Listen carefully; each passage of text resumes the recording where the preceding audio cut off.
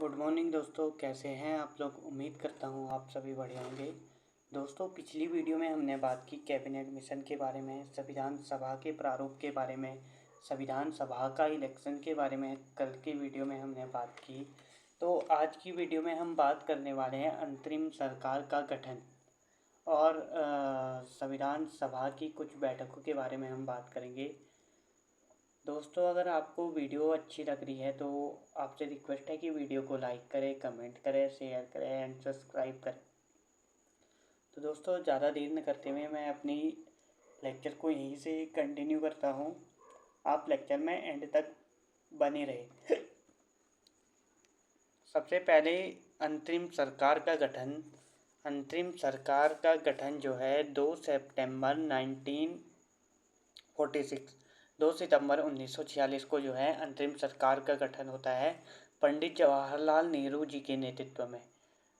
पंडित जवाहरलाल नेहरू के नेतृत्व में अंतरिम सरकार का गठन किया जाता है, जिसमें प्रारंभ में तो मुस्लिम लीग जो है शामिल नहीं होती है। प्रारंभ में मुस्लिम लीग इस अंतरिम सरकार में भाग नहीं लेती है, परंतु 26 अक्टूबर 1946 को 26 अक्टूबर 1946 को अंतरिम सरकार में फाइनली मुस्लिम लीग भाग ले ही लेती है और मुस्लिम लीग के 5 सदस्यों को मंत्रिमंडल बनाया जाता है, मंत्री बनाया जाता है। इतने सदस्यों को 5 सदस्यों को मुस्लिम लीग के 5 सदस्यों को मंत्री बनाया गया है और 26 अक्टूबर 1946 को जो है संविधान सभा में मुस्लिम लीग के द्वारा भाग लिया गया और अंतरिम सरकार का गठन 2 सितंबर 1946 को किया गया। अब बात करते हैं अंतरिम सरकार का मंत्रिमंडल। अंतरिम सरकार का मंत्रिमंडल के अध्यक्ष जो है गवर्नर जनरल हुआ करते थे और उपाध्यक्ष पंडित जवाहरलाल नेहरू जी, जो कि हमारे भारत के प्रथम प्रधानमंत्री, अस्थायी जो है अंतरिम सरकार के प्रथम प्रधानमंत्री और स्वतंत्र भारत के प्रथम प्रधानमंत्री पंडित जवाहरलाल नेहरू जी ही थे। अब बात करते हैं कि विभिन्न मंत्रालय जो है अंतरिम सरकार के विभिन्न मंत्रालय किसके अंडर में थे। पंडित जवाहरलाल नेहरू जी के नेतृत्व में जो है विदेश विभाग, राष्ट्रीय मंडल मामले जो है पंडित जवाहरलाल नेहरू जी इसकी अध्यक्षता करते हैं। सरदार वल्लभ भाई पटेल जी गृह एवं सूचना प्रसारण मंत्री जो हैं सरदार वल्लभ भाई पटेल जी थे। अब बात करते हैं कि संविधान सभा के और कौन कौन से मंत्री थे। बलदेव सिंह जो है रक्षा मंत्री थे। डॉक्टर राजेंद्र प्रसाद खाद्य एवं कृषि मंत्री थे। श्री गोपाल लाचारी जो है शिक्षा मंत्री थे। जॉन मथाई उद्योग मंत्री थे। जगजीवन राम श्रम एवं रोजगार मंत्री थे। ये अनेक मंत्रियां हैं जिसके पास अलग अलग विभाग जो है डिवाइडेड किए गए थे। आप इसको एक बार ध्यान से पढ़ लीजिए और अपने माइंड में जो है इन चीज़ों को डाल दीजिए। अभी यहाँ पर इतना पढ़ाना पॉसिबल नहीं है। अब हम बात करने वाले हैं संविधान सभा की बैठक। संविधान सभा की मुख्यतः 3 बैठकें हुई। पहली, दूसरी और तीसरी बैठकों के बारे में हम बात करेंगे। तो चलिए स्टार्ट करते हैं। पहली बैठक, संविधान सभा की पहली बैठक 9 दिसंबर 1946। कब? 9 दिसंबर 1946 को संविधान सभा की पहली बैठक हुई, जिस बैठक में अस्थायी सदस्य जो है डॉक्टर सच्चिदानंद सिन्हा जी को जो है अस्थायी अध्यक्ष बनाया गया। यह संविधान सभा में सबसे बुजुर्ग व्यक्ति थे, इसलिए इन्हें अस्थायी सदस्य 9 दिसंबर 1946 को बना दिया गया। अब बात करते हैं संविधान सभा की पहली बैठक में कितने सदस्यों ने भाग लिया। संविधान सभा की पहली बैठक में 207 सदस्यों ने भाग लिया, जिसमें से 9 महिलाएं थीं, परंतु मुस्लिम लीग ने इस बैठक में भाग नहीं लिया। क्यों नहीं लिया? क्योंकि मुस्लिम लीग चाहते थे कि इनके लिए अलग सा देश पाकिस्तान बना दिया जाए। तो आप पहली बैठक के बारे में आपको पता चल गया होगा। पहली बैठक 9 दिसंबर 1946 को हुई। इसमें अस्थायी अध्यक्ष डॉक्टर सच्चिदानंद सिन्हा को बनाया गया और 207 सदस्यों ने इसमें भाग लिया, जिसमें से 9 महिलाएं थी। अब बात करते हैं संविधान सभा की दूसरी बैठक। संविधान सभा की दूसरी बैठक 11 दिसंबर 1946 को हुई। कब? 11 दिसंबर 1946 को संविधान सभा की दूसरी बैठक हुई।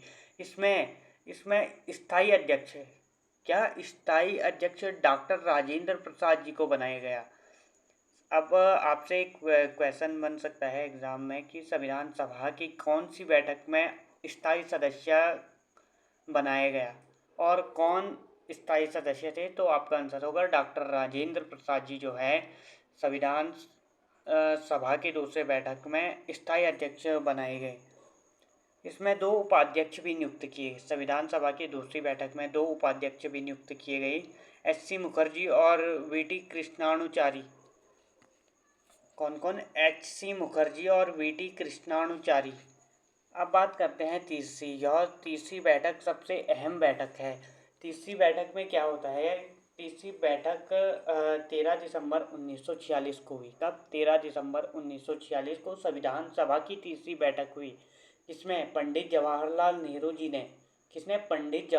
नेहरू जी ने उद्देशिका प्रस्ताव को प्रस्तुत किया।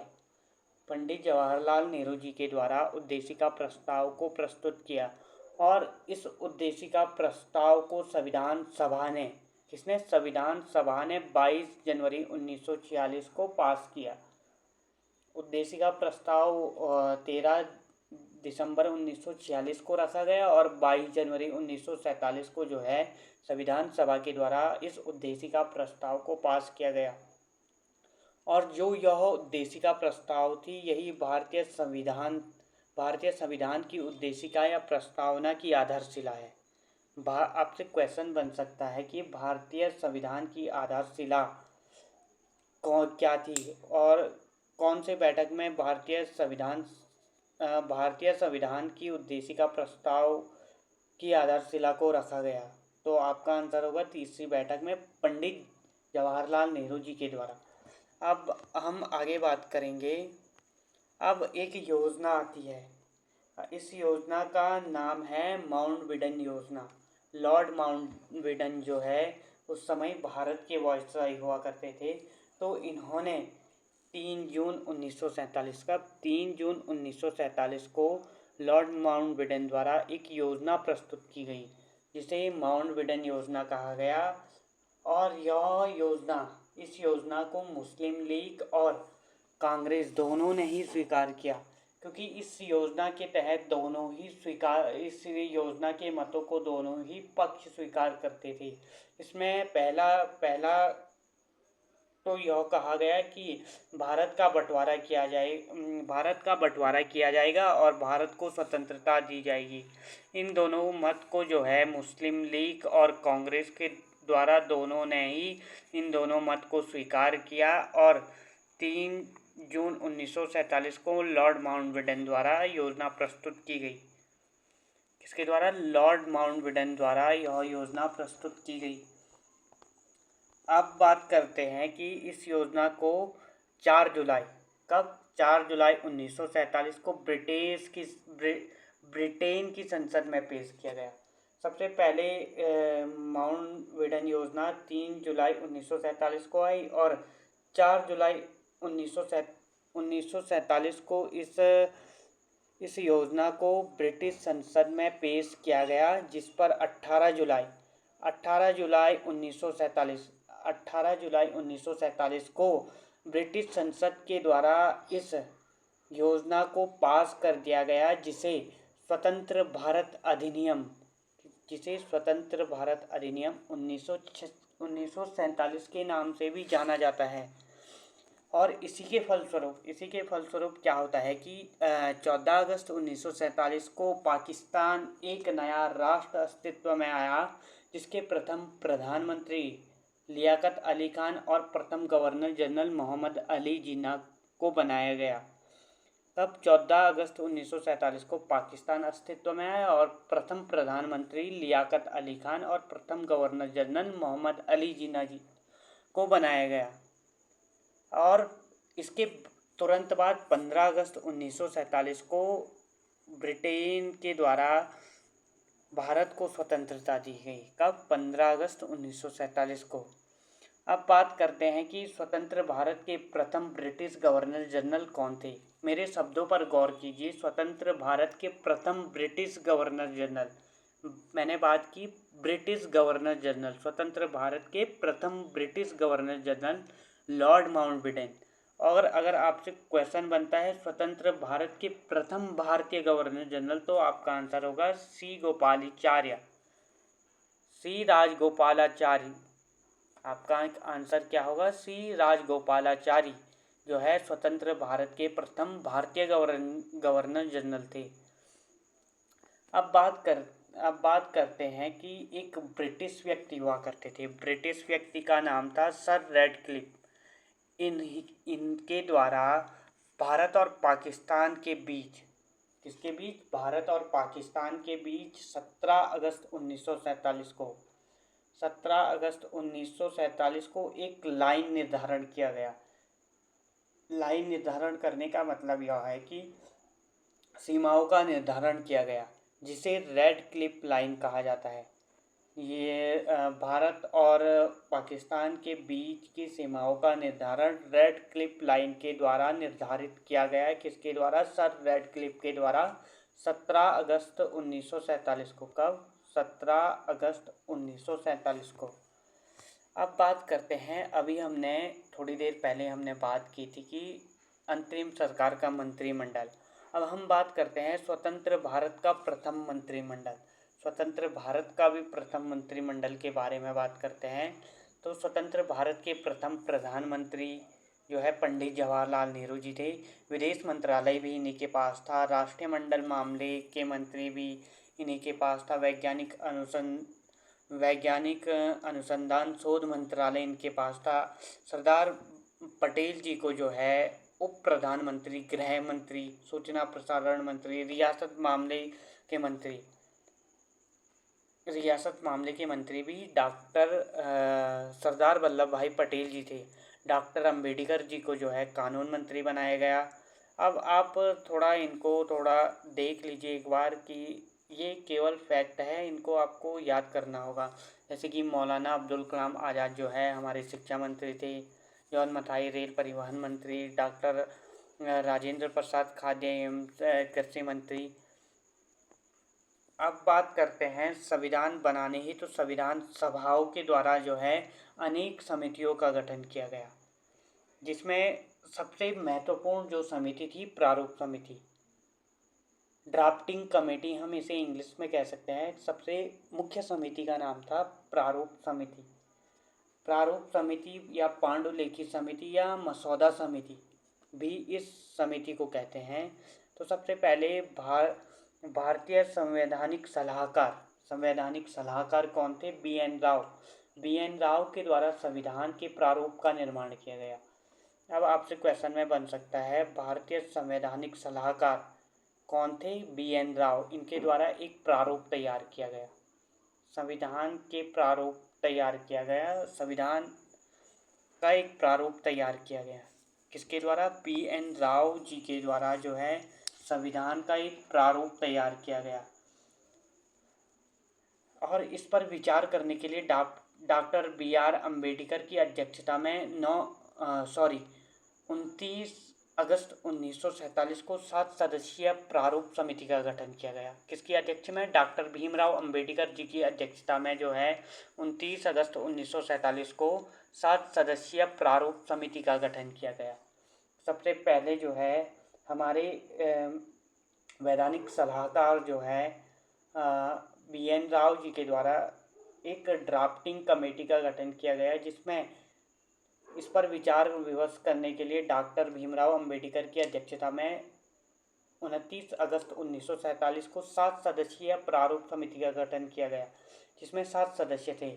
सबसे पहले सदस्य doctor B R. Ambedkar, doctor Bhimrao Ambedkar जो है इसके अध्यक्ष थे। कौन? डॉक्टर भीमराव अम्बेडकर प्रारूप समिति के अध्यक्ष थे। A.K. Iyer, K.N. Munshi, Gopal Swami Iyengar, Mohammad शार्दुला, D.P. Khetan, B.L. Mishra, ये सारे इस समिति में शामिल थे। 7 सदस्य प्रारूप समिति में शामिल थे। ये सारे आप एक बार इन्हें देख लीजिए। अब बात करते हैं कि जो बी एल मिश्रा जी की जो है कुछ स्वास्थ्य कारणों से इनकी जगह जो है एन माधव राव जी को जो है नियुक्त किया गया। किसकी जगह? बी एल मिश्रा जी की जगह स्वास्थ्य कारणों के कारण बी एन माधव राव जी को जो है नियुक्त किया गया।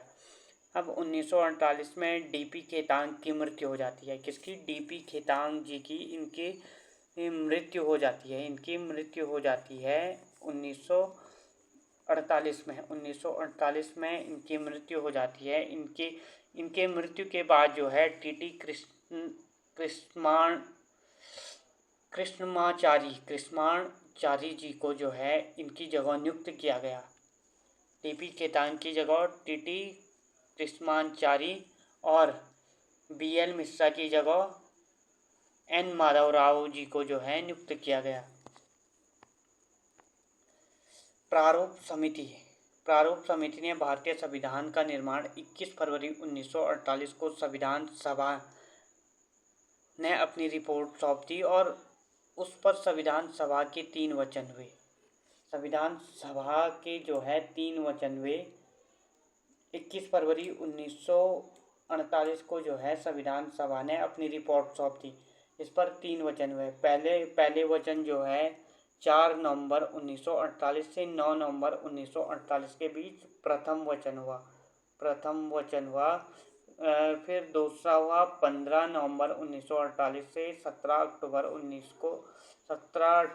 अक्टूबर 1949 को दूसरा वचन हुआ। और फिर 14 नवंबर 1949 से 26 जनवरी 1949 को तीसरा वचन हुआ।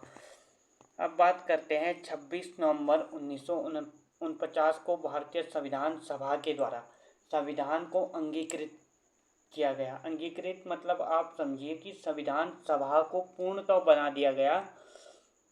भारतीय संविधान की कुछ अन्य समितियां थी और कुछ उसके अध्यक्षता थे, जैसे संघ शक्ति समिति, संघ संविधान समिति और राज्य समिति के अध्यक्ष जो है पंडित जवाहरलाल नेहरू जी हैं। प्रांतीय समिति, मौलिक अधिकार समिति, अल्पसंख्यक मामले की समिति में जो है सरदार वल्लभ भाई पटेल जी जो है इसकी अध्यक्षता कर रहे थे। मौलिक अधिकार उप समिति जेपी कृपलानी जी जो है इसकी अध्यक्षता कर रहे थे। अल्पसंख्यक उप समिति एस.सी. मुखर्जी जो है इसकी अध्यक्षता कर रहे थे। ये आप पढ़ लीजिए, ये सब कुछ ये केवल पढ़ने के लिए है। अब जब देश का विभाजन हुआ उसके बाद संविधान सभा में पुनर्गठन हुआ। 21 अक्टूबर 1947 को जो है प्रथम संविधान सभा का पुनर्गठन किया गया। 21 अक्टूबर 1947 को और 31 दिसंबर 1947 को संविधान सभा की कुल सदस्य की संख्या जो है 299 रह गई। कब? 31 दिसंबर 1947 को जो है संविधान सभा के कुल सदस्यों की संख्या 299 ही रह गई। सब पुनर्गठन कब होता है? 21 अक्टूबर 1947 को। इसके बाद जो है 31 दिसंबर 1947 को संविधान सभा की कुल सदस्यों की संख्या 299 ही रह गई थी। ब्रिटिश भारत के लिए जो है 229 थी, देशी रियासतों के लिए 70 थी। 299 में से जो है ब्रिटिश भारत के लिए सदस्य संख्या 229 थी और देशी रियासतों के लिए सदस्य संख्या 70 थी। इन दोनों को जोड़ करके होता है 299 सदस्य, दो भागों में, कुछ 70 देशी रियासतों को और 229 जो है ब्रिटिश भारत के लिए। अब बात करते हैं कि संविधान बनने में कितना समय लगा। भारतीय संविधान को बनने में 2 वर्ष 11 माह और 18 दिन का समय भारतीय संविधान को बनने में लगा। तो अब हम बात करते हैं भारतीय संविधान को बनने में कुल कितना खर्चा लगा। भारतीय संविधान को बनने में 63,96,729 रुपये का जो है खर्चा लगा। कितना? 63,96,729 रुपये का जो है टोटल खर्चा लगा भारतीय संविधान को बनने में। अब बात करते हैं भारतीय संविधान की मूल भाषा। मूल भाषा क्या थी? भारतीय संविधान को लिखा कौन सी भाषा में गया? भारतीय संविधान की जो है मूल भाषा अंग्रेजी थी। अभी बात करते हैं कि संविधान सभा में जो भी निर्णय होते थे वो सर्वसम्मति से होते हैं। सबकी राय लिया जाता था, तब जाकर के कोई निर्णय लिया जाता था। इसे ही सर्वसम्मति से निर्णय लिया जाता था। और अब बात करते हैं कि 26 नवंबर 1949 को संविधान सभा द्वारा संविधान को स्वीकारा और अंगीकृत किया गया। कब? 26 नवंबर 1949 को भारतीय संविधान जो है पूर्ण रूप से जो है बन करके तैयार हो गया था। अब बात करते हैं कि 26 नवंबर 1949 को भारतीय संविधान बन करके तो तैयार हो गया था, लेकिन लागू कब हुआ? 26 जनवरी 1950 को। अब बात करते हैं कि अभी हमारे पास आंशिक रूप से संविधान सभा को लागू किया गया। कब? इस दिन। किस दिन? 26 नवंबर 1949 को जो है आंशिक रूप से संविधान सभा को लागू किया गया। इसके तहत कुल 15 आर्टिकल को लागू कर दिया गया। कब? 26 नवंबर 1949 को कुल 15 आर्टिकल को जो है लागू किया गया, जिसमें आर्टिकल 5, 6, 7, 8, 9, 60, 324, 366, 367, 379, 380, 388, 391, 392 और 393 ये आर्टिकल जो है आंशिक रूप से जो है संविधान के द्वारा जो है लागू किया गया। अब बात करते हैं कि संविधान सभा की अंतिम बैठक। संविधान सभा की अंतिम बैठक जो है 24 जनवरी 1950 की संविधान सभा की ये अंतिम बैठक थी।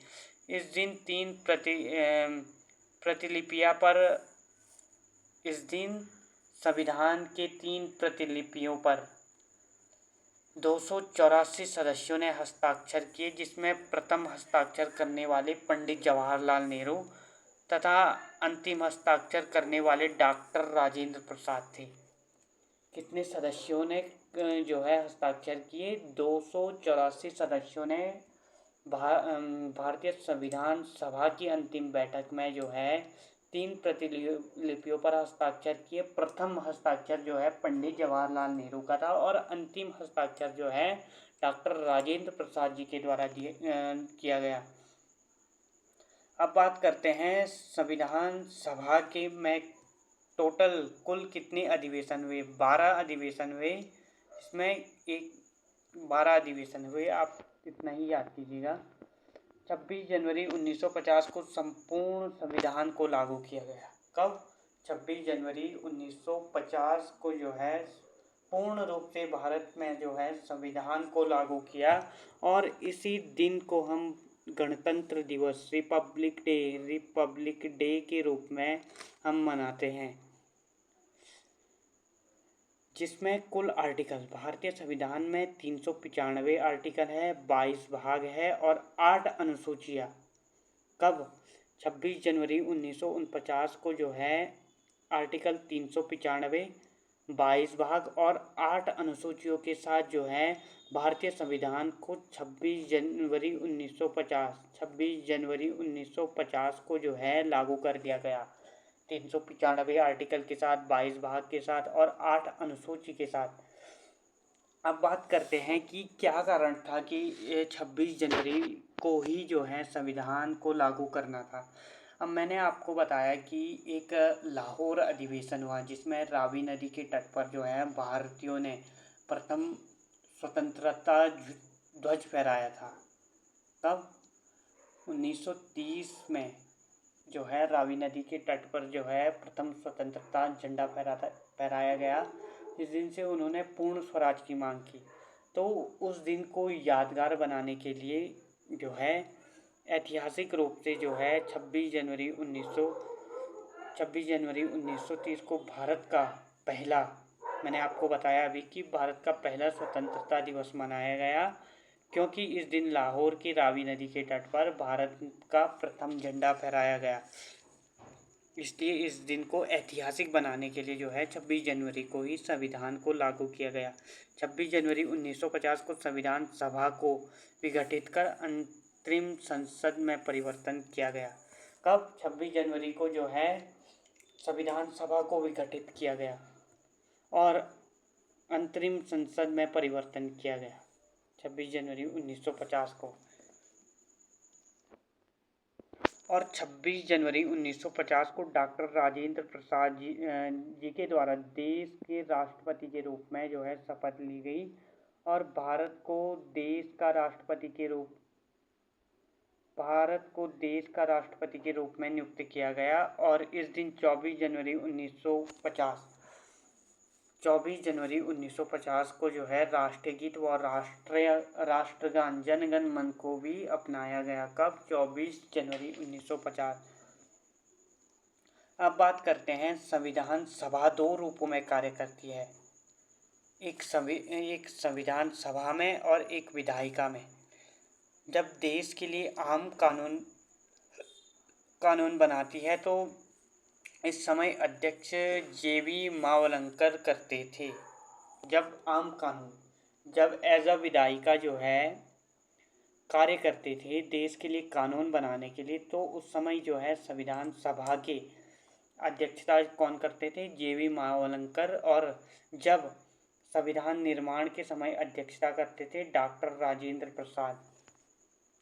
अब बात करते हैं डॉक्टर भीमराव अंबेडकर संविधान सभा में पहले पूर्वी बंगाल से चुने गए थे। कहाँ से? पूर्वी बंगाल से। लेकिन पाकिस्तान अलग होने के बाद जो है पूर्वी बंगाल पाकिस्तान में चला गया। पहले तो पूर्वी बंगाल से चुने गए थे, लेकिन जो है उसके बाद पाकिस्तान का जब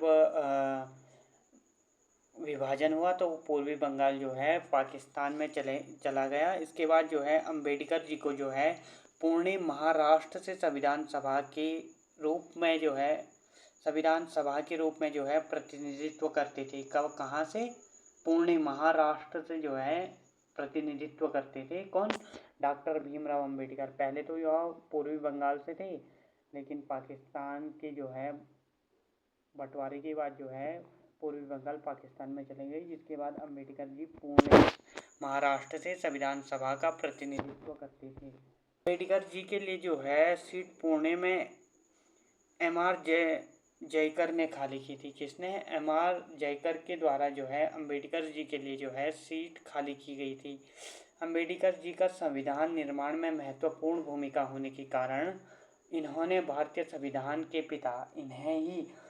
संविधान के पिता, जनक, जननी, शिल्पकार, वास्तुकार, रचनाकार की संज्ञा दी गई है। महात्मा गांधी, जयप्रकाश नारायण, तेज बहादुर सप्रू और B.N. राव संविधान सभा के सदस्य नहीं थे। कौन कौन? महात्मा गांधी, जयप्रकाश नारायण, तेज बहादुर सप्रू और B.N. राव जो है संविधान सभा के सदस्य नहीं थे। तो चलिए दोस्तों, यहीं पर वीडियो को एंड करते हैं। अभी कल से हम बात करेंगे संविधान की प्रस्तावना के बारे में। अगर आपको आज की वीडियो अच्छी लगी तो आप ज़रूर से इस वीडियो को लाइक कीजिएगा, कमेंट कीजिएगा, और अगर आप चाहते हो कि आपका कोई फ्रेंड जो पढ़ना चाहता है पॉलिटिकल साइंस, तो आप उन्हें भी शेयर कीजिएगा। Thank you so much for watching. Bye.